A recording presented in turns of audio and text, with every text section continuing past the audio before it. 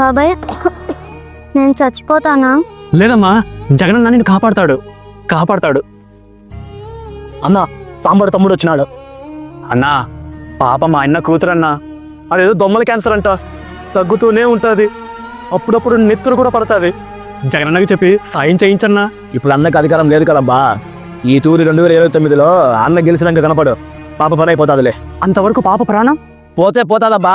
అన్న అధికారంలో ఉన్నప్పుడు అంత రూపాయి కూడా ఎవరికి దానం చేయడు. ప్రభుత్వం వచ్చినాక ఎప్పుడైనా పో.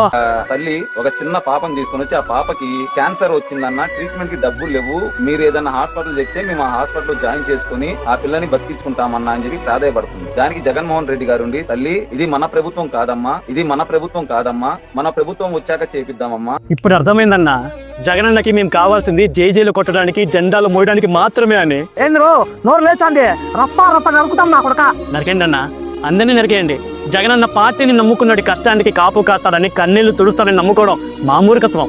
అయినా కార్యకర్త కారు కింద పడితే పక్కకు లాగేసి పారిపోయినట్టు నుంచి ఆదరణ ఆశించడం మా తప్పన్నా, మా తప్పు.